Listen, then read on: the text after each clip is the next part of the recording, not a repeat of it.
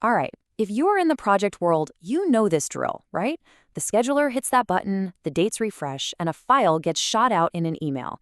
The box is ticked, the job is done. But what if I told you that file? That's only half the story. What if the most important part of the schedule update isn't the data at all? That's what we're going to dig into, the missing piece, the schedule narrative. Because let's be honest, when a project manager or a client gets that file, the first question that pops into their head is always the same. So what? A giant pile of dates and float values and logic lines, it doesn't actually tell them what they really need to know. It's just noise, right? It's data without any real meaning. And this, right here, is the crucial difference. On the one hand, you've got the schedule that tells you what happened. But on the other, you have the schedule narrative. And that explains the why. The narrative is the powerful document that translates all that raw, technical data into context, into strategy, and into actual insight. And when that why is missing, well, people don't just sit around and wait for you to explain it. Human nature kicks in. They create their own stories. And those interpretations are almost always incomplete, unfair, or just plain wrong. You basically create an information vacuum. And you better believe damaging assumptions will always rush in to fill it. Okay, so let's get specific here. A schedule narrative isn't just some nice-to-have document. No, it performs 4 absolutely critical functions that protect your project, your team, and, yeah, your company. First up, transparency. And I'm not just talking about being able to say, hey, we're on time. That's a pretty hollow statement. The narrative explains what is actually driving that finish date. It explains the critical path. It connects cause and effect so the entire team from top to bottom understands which specific activities truly matter right now. Second, it builds real accountability. Every single schedule is built on a foundation of assumptions. Things like calendar rules, work patterns, how many people are available. The narrative documents these things explicitly. It says, look, this is the logic we planned with, and that simple act makes the entire schedule defensible, credible, and so much more robust. And this, quote, wow, it just nails the risk of skipping that step. If you don't write down your assumptions at the start, you can bet someone else will happily invent them for you later on, especially when things get heated. This is such a powerful warning for any project team out there. The third function is all about proactive risk management.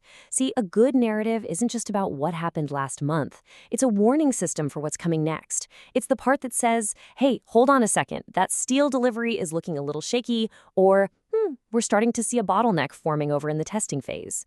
It allows the team to act before a small problem blows up into a full-blown crisis. It makes the schedule truly actionable. And finally, and this is a huge one, it's a legal safeguard. In the tough world of claims and disputes, history often gets rewritten to fit whatever argument someone is trying to make. The narrative stops that cold. It creates a factual, time-stamped record of what was known, what changed, and why it changed. It's a shield that protects everyone, both the contractor and the client, from that kind of revisionist history. Okay, so we've totally established the why. Now you're probably wondering, all right, so what actually goes into one of these things? Let's get practical. It's not a novel. It's a structured document with some very clear, essential components. And here they are. Think of it like you're telling a logical story. You start with the executive summary to give everyone the big picture. Then you get into what's different with the changes since last update.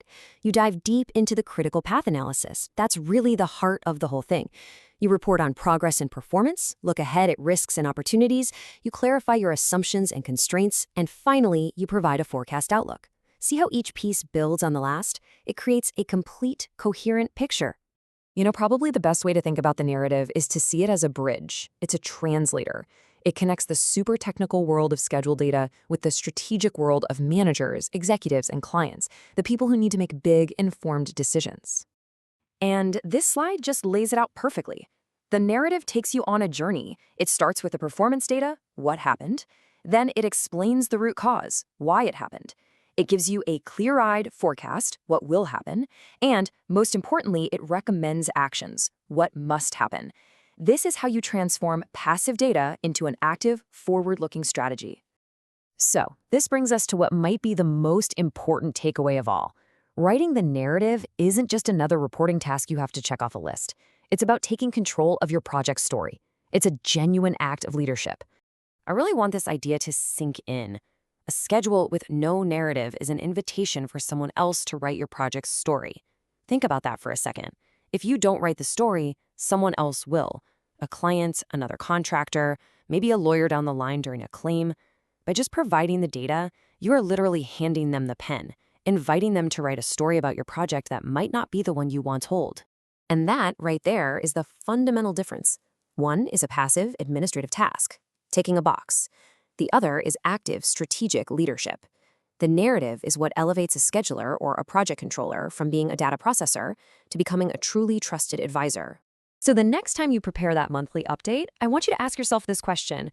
Are you just issuing the schedule, or are you taking the opportunity to communicate the story, to provide the context, and to actually lead the project forward with clarity and purpose? The choice and the opportunity is all yours.